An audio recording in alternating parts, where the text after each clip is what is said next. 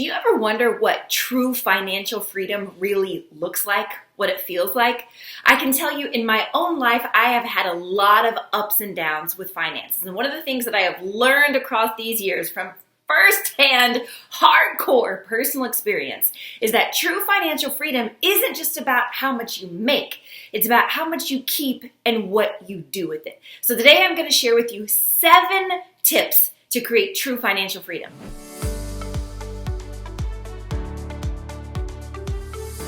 I'm Haya, and I work with high-achieving women who have big goals and dreams, but they're working on the tools and the strategies for exactly how to get there. So today I'm going to share with you 7 financial freedom tips for women entrepreneurs. Let's jump in. Number 1, get clear that a man is not a financial plan. Oh my gosh, this is so important. I want you to become your own dang hero and quit waiting for your knight in shining armor. You see, you want to marry for love, not for money. So please, please, please, do not expect your man or your husband or your spouse to handle everything for you. We're going to talk about in a second if your spouse is in charge of the finances, what you need to do. But in order to truly create financial freedom, you need to be dependent on no one else. It doesn't mean that you have no one else in your life, but you have them in your life because you want them there, not because you need them there. Do you understand the difference? It is so critically important. Okay, number 2, become an awesome goal setter. Get clear at what you want to create. Not just in your finances, but with life in general. So goal setting and goal achieving is such an important piece of success in life. And it is absolutely true with your finances as well. Because the way you do anything in life is the way you do everything in life. And one of the things I learned many, many years ago is that it can be challenging to hit a moving target, but it is darn near impossible to hit an invisible one. So if you want true financial freedom, you've got to get clear on exactly what that looks like in your life. Now, if you don't know how to do that, it's something that I teach in all of my programs, but I will put a link below this video to a very quick overview of how to set goals across the 8 different lanes of your life. All right, number 3. Decide on an avenue for how you're going to create your income stream. Maybe you're going to work a 9-to-5 job. Maybe you're going to work a 9-to-5 job plus have a side business. Maybe you are an entrepreneur and you are going to build a business from the ground up. Maybe you're going to have multiple streams of income. Maybe you're going to have some active income and some passive income, which is fantastic, but you need a plan for how you're going to create your income. Now, interestingly enough, when we think about financial freedom, most people focus on this lane and this lane only. They think it's all about just how do I make the money. Well, that's an important piece of the puzzle, but as you can see here, it's only one piece of the puzzle, and there are 6 other pieces to create the whole picture. You with me? Okay, let's keep moving. Number 4, become financially wise. This is a big one.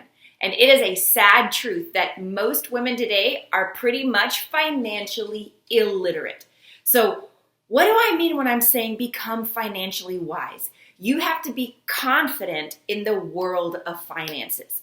You have to feel like it's not this other foreign language that other people are talking about that you've never learned. Okay? In the school of life, in the school of hard knocks, you've got to get your own personal finance degree. Now, I'm not saying you got to go out and pay $50,000 or $150,000 for an MBA in personal finance. I'm saying there are so many resources in the world that are available to you right now that you can put yourself through your own personal finance degree. And you want to learn about things like the laws of compounding interest and how to get your money to work for you.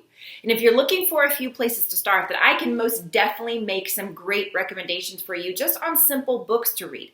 Okay, David Bach has an entire book series that he calls the Finish Rich series. So there are a few excellent books in there. You've got Start Early, Finish Rich, Start Late, Finish Rich, Smart Women, Finish Rich, Smart Couples, Finish Rich. They are excellent. So depending on which phase of your life you can pick up those books and read the one that is most relevant to you.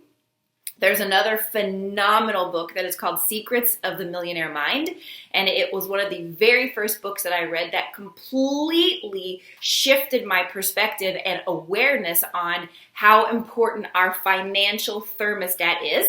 Okay, then you also have a book by Tony Robbins, which is probably the meatiest Tony Robbins book that I've seen. A lot of his stuff is about inspiration and getting you excited and motivated and believing in yourself. But this book is actually a how-to book around money and finances, and it's called Money Master the Game.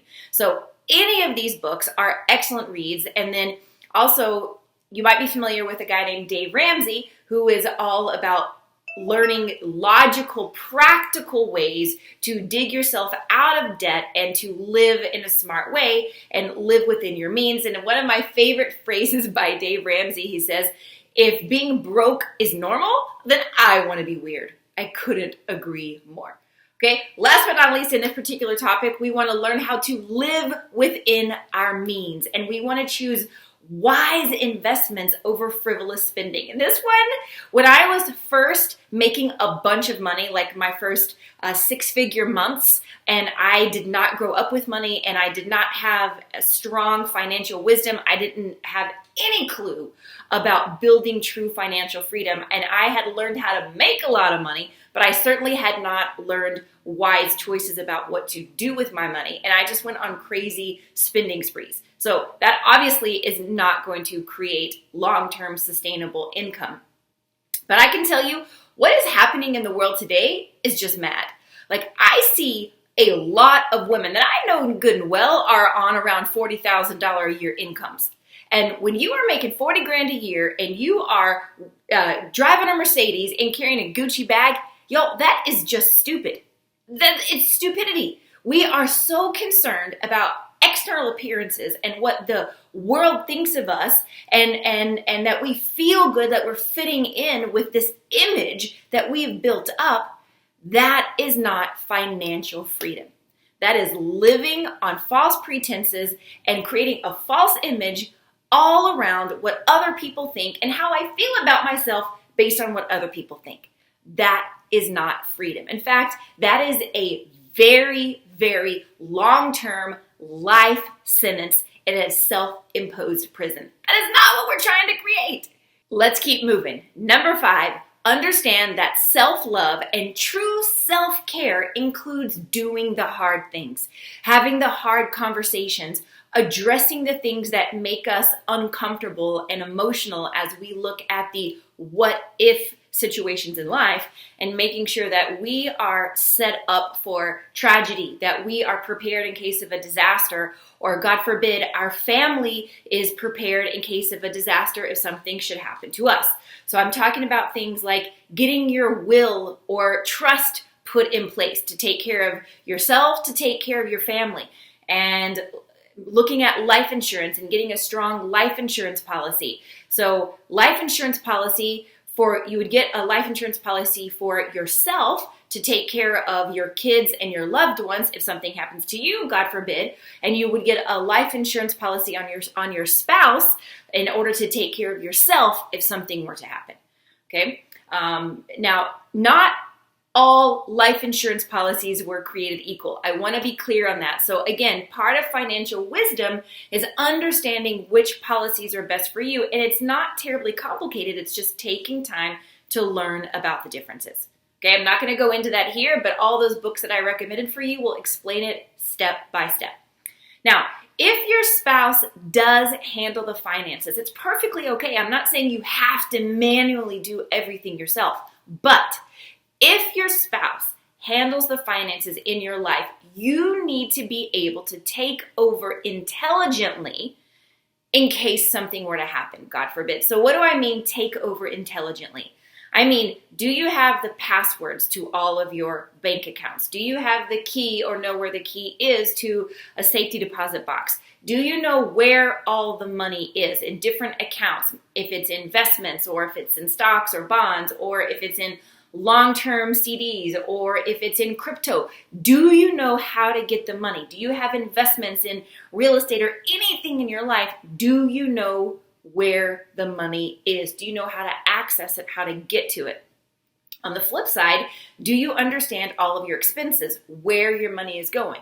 If you have debts or loans of any type, do you know exactly how much, where they are, and how to access them? Do you know what the payoff plans are? Do you know what your monthly expenses are? First of all, make sure that your monthly expenses are less than your monthly income, even if you're not involved in the actual management of the day-to-day finances.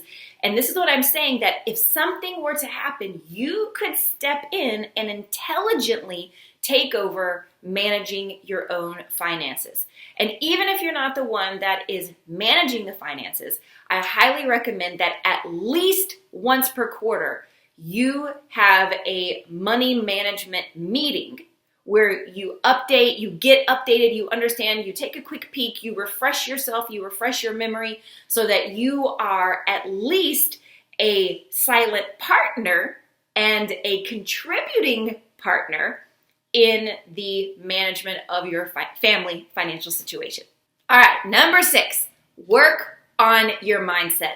Girlfriend, if you don't master your mindset, you will never master money or create true financial freedom. There's nothing more that needs to be said about that. I have a zillion videos and blogs and trainings on mindset mastery, but this one is mission critical for true financial freedom. And last but not least, number 7, learn to play the long game instead of the short game.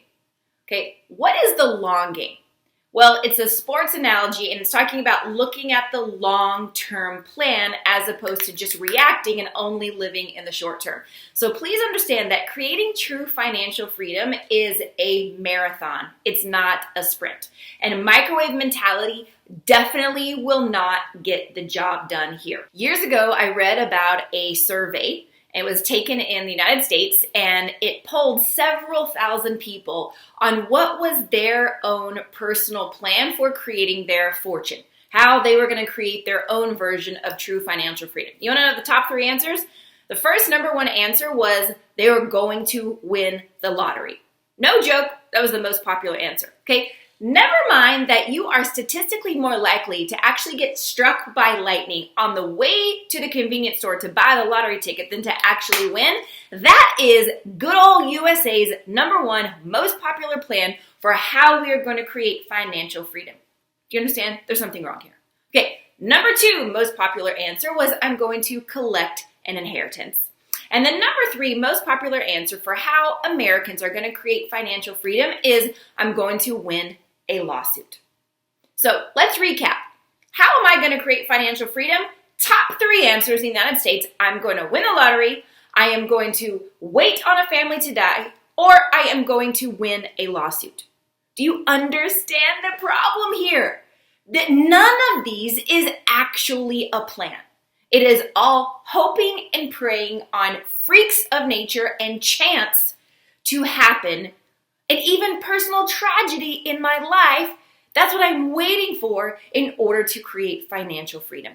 This is not a plan.